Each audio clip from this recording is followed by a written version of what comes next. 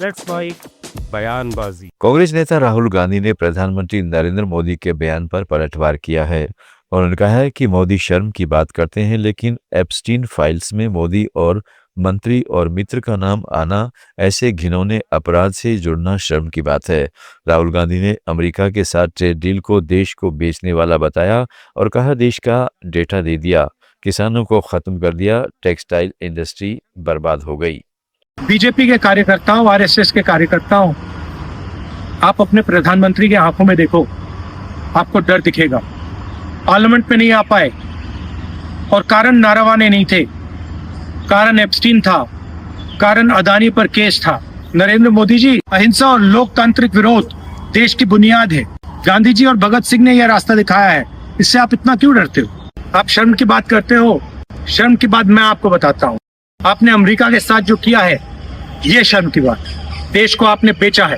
पहली शर्म की बात, जो यूएस के साथ आपने ट्रेड डील की है, जिसमें हिंदुस्तान को कुछ नहीं मिला और हमारा पूरा देश आपने अमेरिका को बेच दिया है। हमारे देश का डेटा दे दिया, किसानों को खत्म कर दिया, टेक्सटाइल इंडस्ट्री बर्बाद कर दी।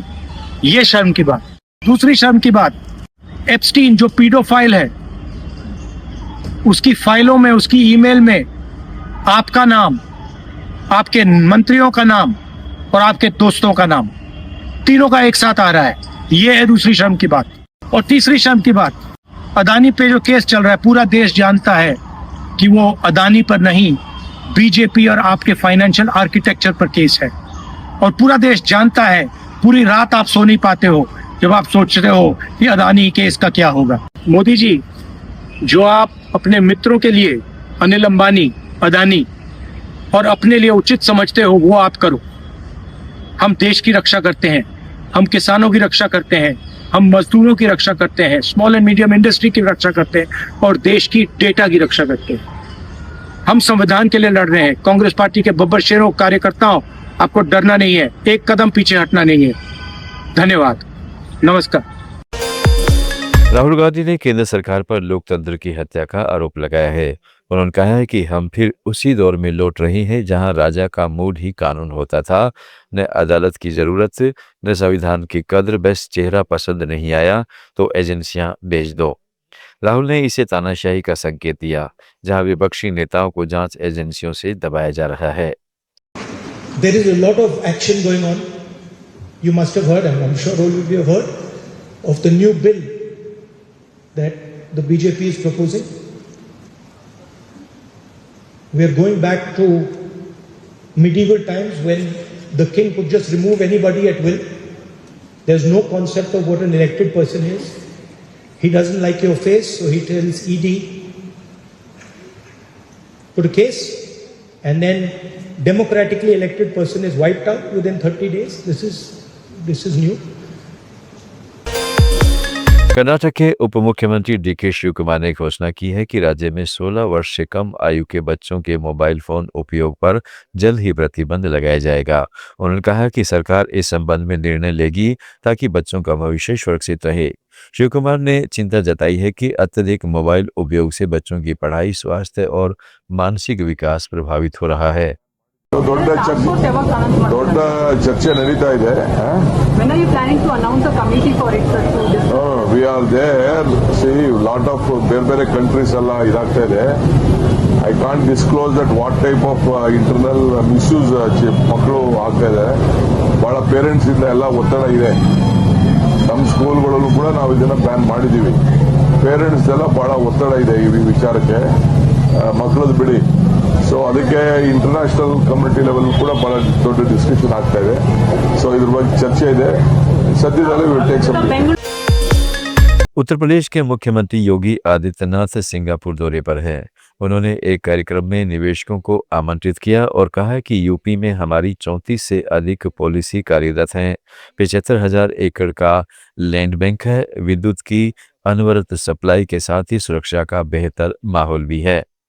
मैं आप सबको आमंत्रित करूंगा उत्तर प्रदेश में इन्वेस्टमेंट के लिए, उत्तर प्रदेश में पर्यटन के लिए, उत्तर प्रदेश के अंदर किसी भी अन्य सेक्टर के प्रति, जिस भी फील्ड में, चाहे वह सर्विस सेक्टर हो या फिर किसी भी अन्य इन्वेस्टमेंट की दृष्टि से किसी भी अभियान के साथ आप जुड़ना चाहेंगे, 34 से अधिक सेक्टोरल पॉलिसीज यूपी ने वर्तमान में हमारी कार्यरत हैं। 75,000 एकड़ का लैंड बैंक यूपी के पास है। बड़े हम लोगों के पास क्लस्टर लैंड के अलग अलग स्थलों पर हम लोगों ने तैयार करके रखे हुए हैं और वहां पर विद्युत की अनवरत सप्लाई करने के साथ ही सुरक्षा का बेहतर माहौल भी है। किसी प्रकार का कोई भय नहीं। शंकराचार्य स्वामी अविमुक्तेश्वरानंद के विवाद पर स्वामी सदानंद सरस्वती ने योगी सरकार पर टिप्पणी की है। उन्होंने कहा है कि धर्म की ही सदा जीत होती है, राजनीति के चक्कर में योगी भूल रहे हैं। स्वामी ने योगी आदित्यनाथ पर धार्मिक मूल्यों की अनदेखी का आरोप लगाया है। राजनीति धर्म से नियंत्रित होना चाहिए।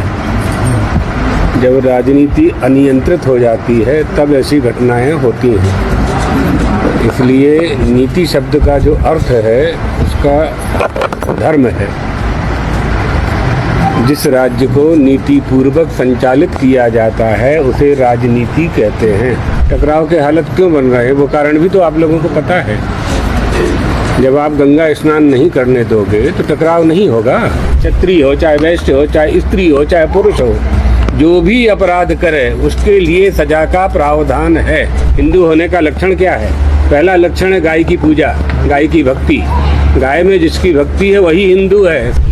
धर्म और राजनीति को लेकर चल रही बहस के बीच जगतगुरु शंकराचार्य स्वामी सदानंद सरस्वती का बड़ा बयान सामने आया है। उन्होंने उत्तर प्रदेश सरकार और शंकराचार्य स्वामी अविमुक्तेश्वरानंद के बीच जारी विवाद पर प्रतिक्रिया देते हुए कहा कि जब राजनीति अपने मूल सिद्धांतों से भटक जाती है तब टकराव और विवाद पैदा होना स्वाभाविक हो जाता है। उन्होंने साफ कहा कि राजनीति का संचालन धर्म के आदर्शों और मर्यादाओं के अनुरूप होना चाहिए। यदि आस्था से जुड़े विषयों में अनावश्यक हस्तक्षेप किया जाता है तो समाज में असंतोष और विरोध की स्थिति बनती है।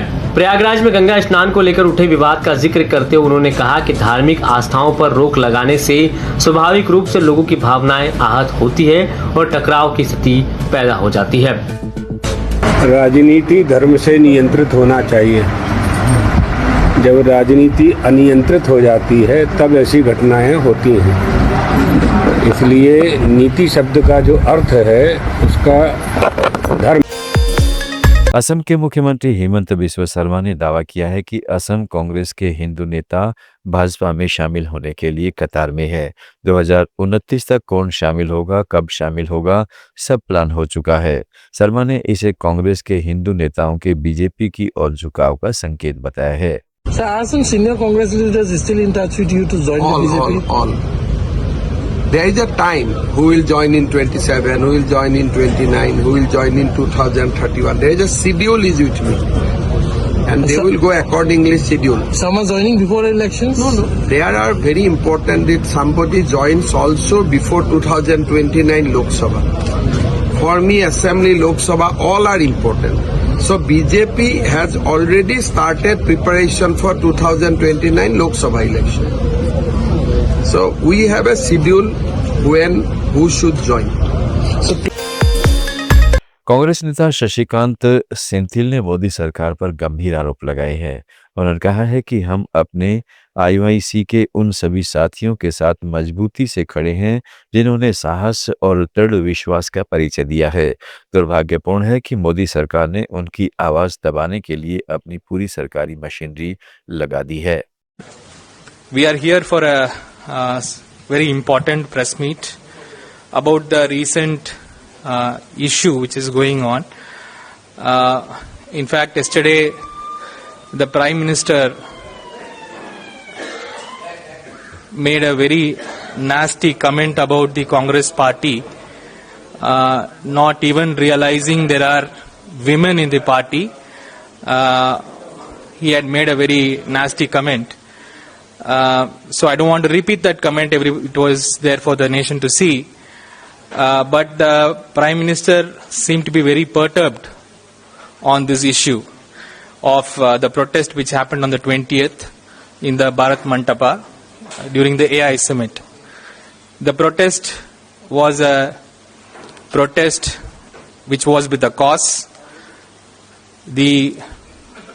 Our colleagues of Youth Congress, deeply moved by the issue of the plight of the youngsters in this country in unemployment and other major underemployment and various other issues, including paper leaks and other things, having never found a forum to express anything solidly and not getting an answer from the government in whatever level they have raised the issue, including us parliamentarians who tried to raise these issues in the parliament for a decent debate, were always faced with disappointment. And with the recent deal that the Prime Minister made, and when he opened up the entire data of the country for sale, the youth of this country is now realizing that there is absolutely no. Madhya Pradesh Congress अध्यक्ष जीतू पटवारी ने प्रधानमंत्री नरेंद्र मोदी पर कई आरोप लगाए हैं।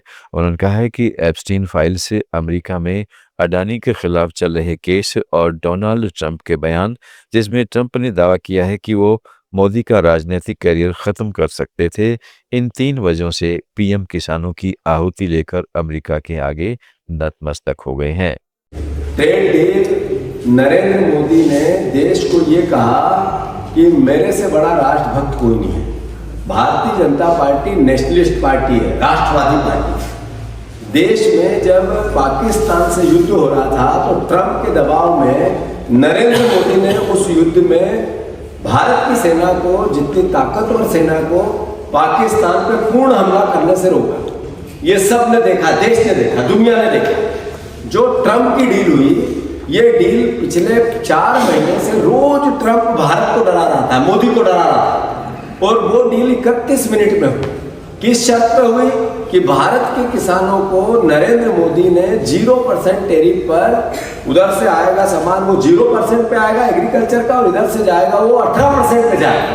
यानी ये डील स्वाभाविक रूप से 2 पहलवान एक जैसे नहीं लड़ रहे। हमारा जो भारत का किसान है उसको 6,000 रुपये सहायता मिलती है, वहाँ के किसान को 1.5 करोड़ रुपए किसान को सहायता मिलती है।